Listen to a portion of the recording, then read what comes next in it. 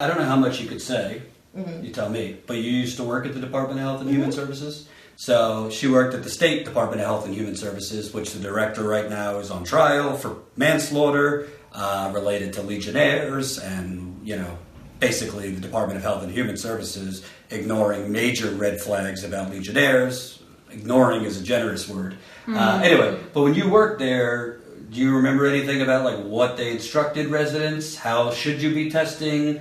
If they knew that what was going on with your mother or other people? Because it seems to me like there was this culture with the Department of Health and Human Services, the Michigan Department of Environmental Quality, basically anyone publicly funded by the taxpayer.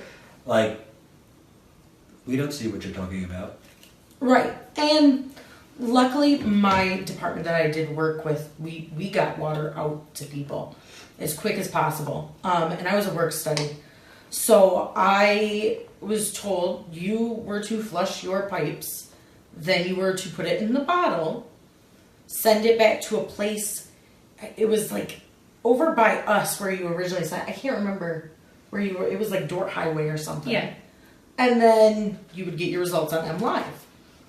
I'm sorry to interrupt you, but No. I think this is important. So, all of this, telling them to flush their pipes, which basically means run your water for several minutes before you actually take the sample, all of this happened. So basically, the first time period that they declared, we're meeting EPA regulations, they said, we have met EPA regulations for the amount of lead that is allowed to be in water for 6 months straight. And then it became another 6 months straight. So they basically said 2 consecutive 6-month period. However, what we're learning, and I think I've learned quite a bit today, most of that testing, they were telling residents to flush the pipes, meaning run the water for several minutes before taking it, which automatically gives you a lower lead reading. So, I'm just saying, it doesn't take a genius. Why would they be telling residents to run the water? The response that they've been giving, Melissa, what was the response they gave for why they're telling residents to run the water first? No one told us not to. So basically, I took it away from you because the point is, this testing, I don't know how many people they've told to run the water, but I found out 2 today. They told you to run the water for several minutes, and they told a gentleman that I spoke with this morning, he had almost 12,000 parts per billion in his water. Again, 15 is the allowable limit. And I'm not going to even get into that number because that number is a bunch of bullshit anyway. But 15 is the EPA's allowable limit. He had 12,000 March 2nd, 2016. For April 13th, 2016, so a month and a week, he's got 15 parts per billion. The only difference between the two, the 15 parts per billion test, he was told by the Michigan Department of Environmental Quality, let the water run for several minutes. How do you go from 12,000 parts per billion to 15 in a month? His lead service line wasn't changed. And by the way, they're saying the water is restored here citywide. I tasted it this morning. It tastes like hot piss. And I didn't taste yours, but Jen, I can't smell because I have bad sinuses. What does it smell like when you smelled her water now? You can just smell a lot of chemicals. It just smells wrong. It shouldn't. I don't even know how to describe it. It just does not smell right at all. No. So you were with Michigan Department of Health and Human Services getting water out to people, but essentially, as far as you know, was there an active thing where they were talking we're trying to get lower lead levels, or you weren't at that high level where you would even know? I didn't. There was much concern. I will tell you that. In my department, and in other departments nearby, there were trainings. There were things that we, at the end of the day, no matter if you work there or not, you're still a human being. Mm-hmm. People did have compassion. I'm not, they still talk to them. However, there was this hush-hush aspect. So, at the time, 2016, Snyder would walk in. He had people that would cover him, and then he would shoot back through the elevators to go up and have his conferences. He wouldn't associate with the people who were supposed to be working under him. It was a very odd vibe, Another thing that I can't wrap my brain around is how in a 2-week period did the state say that was 0, and then that grows, and then all of a sudden Scott comes. She's lucky enough to get tested through a different source, and it's at 28 parts per? No, 18,000. 18,000 parts per billion. Yeah. Mm-hmm. How does it go from, and 100%, how did the test results go from 0 to 18,000. 18,000? The same way that Bernard's went from 12,000 to 15. Exactly. But how many Divine of those, intervention. right? Yes. Now, how many of those tests that I went and personally delivered to families? How many, like, where they weren't able to get Scott Smith, you know? We So all flushed like they told us to, then put it in the bottle. But also, interestingly enough, Melissa can comment on this. So, part of my story, again, the link, I don't know about on Facebook, but on YouTube, you could read the story. The link is right there. On Facebook, just go to the top of my Twitter. It's pinned on my Twitter, the story. But there's an alarming amount of tests that if you look on the state map, it shows up last tested in like 2016 or early 2017 at hundreds of parts per billion above the level, EPA level. So Bernard, the guy I interviewed this morning, you would know about it because YouTube and Facebook are suppressing my content, but that's a different subject. So Bernard, it's at 11,886 parts per billion that was the last time he was tested. However, I went to his house this morning. He's been tested many other times, yet it doesn't say that on the state map. Why isn't the state updating its map? If that's a good question, Melissa. So what was funny was that, so you were telling me this, and you guys had shown me his more recent test, and I said no, because that's why I found Bernard, was I looked on the map that it's supposed to automatically populate the test results. It does for mine. It shows the list, the previous tests, and everything like that. It might show it after this interview, his most recent. Maybe it might pop up magically, but none of them are on there, so that's why I was alarmed, because I went through and spent days upon days looking at this map, clicking on the little red dots, because that means over 150 parts per billion. And I would look at the amount and the last time they were tested. And then I sent it off to the attorneys, I sent it off to the researchers, I sent it off to you. And I said, this is really wrong. This, nobody's been back to retest these people. And then all of a sudden, he has these other tests and they're not on there. And so as you're telling me this and showing me this, I'm like, that doesn't make any sense. He had almost 8,000 parts per billion, almost 12,000 a month later. And then the month later after that, he's got 15. I said, there has to be some kind of pre-flushing. And sure enough, you called Bernard and he said, yeah, they told me to run the faucet before they took the test. And I'm like, whoa. So then my head blew up, because that was after we had forced the change, and the EPA had even forced the change with the state and city to get rid of pre-flushing, because it's a loophole that's used to cheat. It is a cheat. And so, and obviously a huge cheat. 12,000, 15, 0, 18,000. So we should have been filming at that moment, because heads blew up and just, oh my God, so this is happening still, even after the lawsuits and the criminal charges and all of these things, because the pre-flushing is included in the criminal charges against the MDEQ employees. So yeah, the only way that it changes as maybe his lead service line, and also, but the funny thing is his newer tests show that he's still got over the action level of lead in his bathroom now, even after his lead service line's been changed. So, it goes to show you I tasted his water today. That does not taste pristine. No, and the fact of the matter is that people think that if their lead service line gets replaced, that it's fine. But the mains are still contaminated. And it was funny, and it was so ironic, because they had announced that everything's fine, everything's good, and yet we have mains bursting. Because when you run acidic water through a water system for 18 months, and then longer, because now they're dumping all those chemicals that you smell into the water to recoat them, it's phosphoric acid being the key word, it's eating all the welds and solder. So we have this giant main explosion and bacteria in the water. Please boil your water. But in our situation, filter and then boil the water. So it's like, oh, good God. So there's no way that there's divine intervention. There's no way that it magically goes away.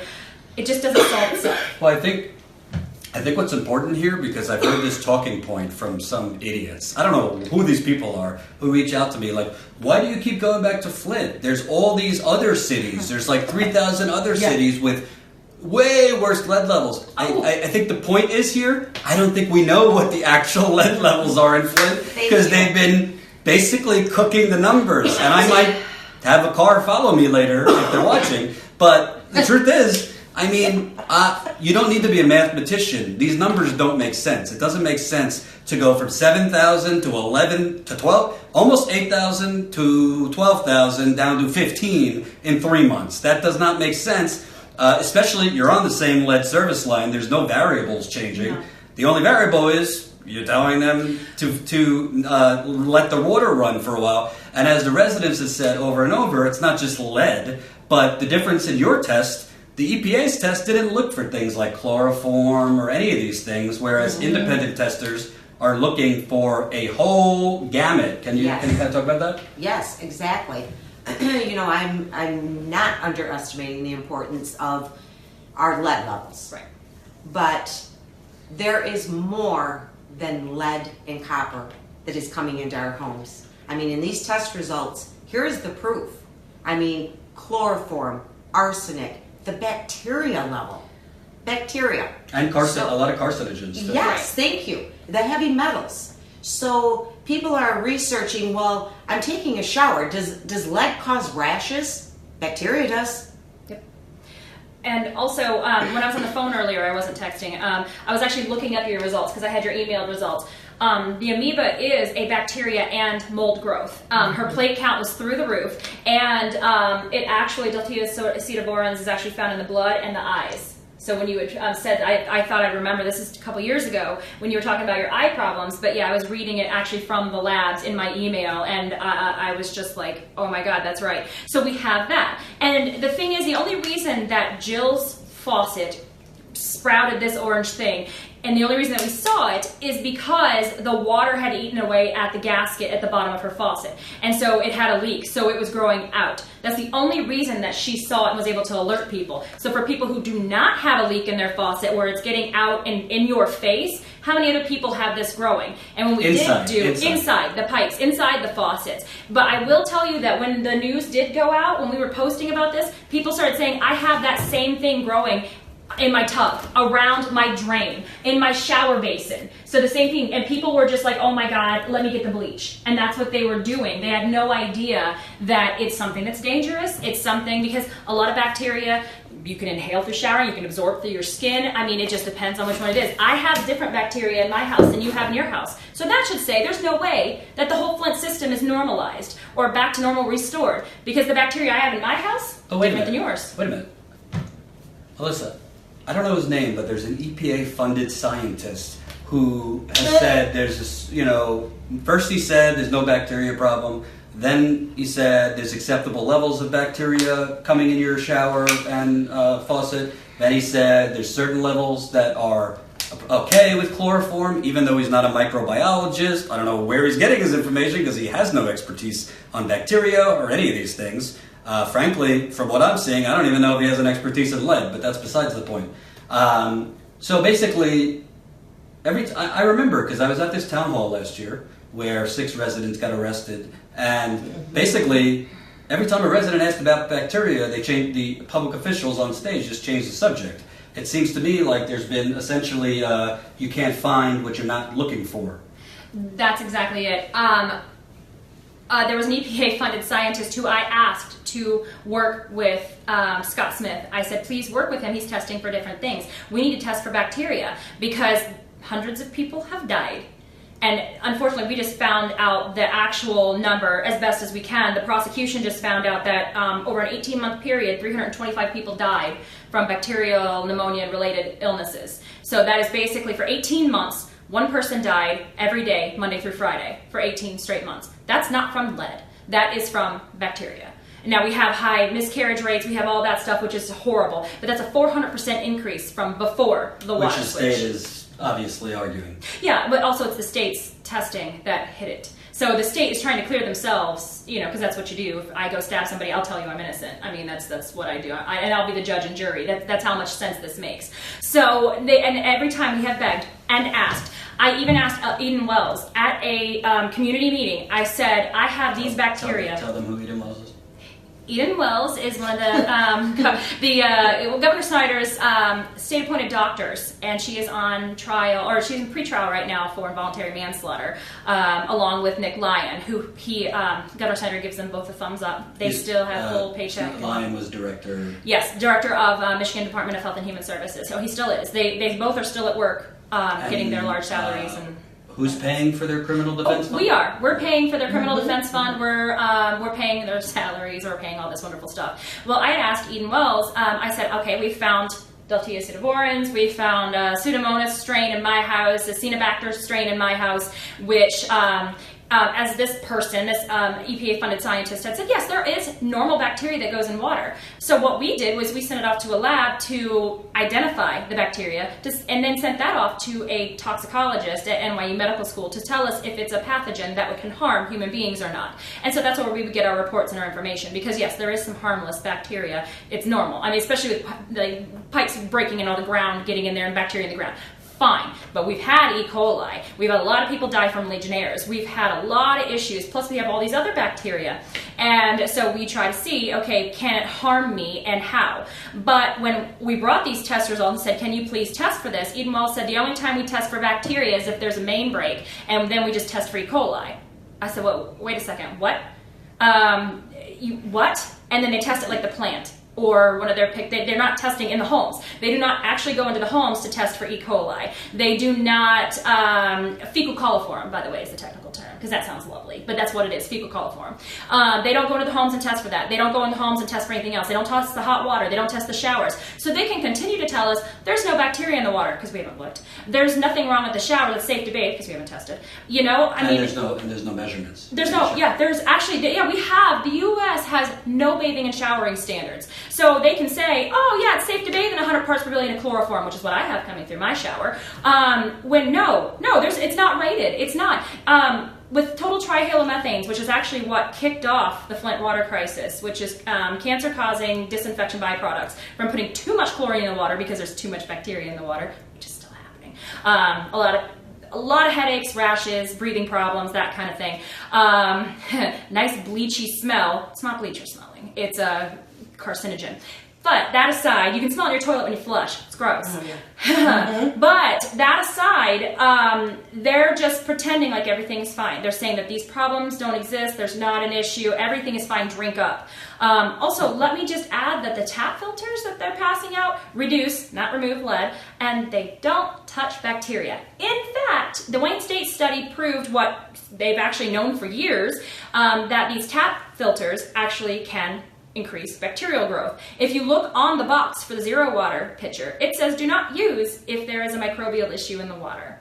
So that's interesting that they're giving people stuff that can make and them they more go bad very quickly. And they do. Yes, they do. They're not meant, these filters, as nice as they are, they're for aesthetics. They are not meant to save lives.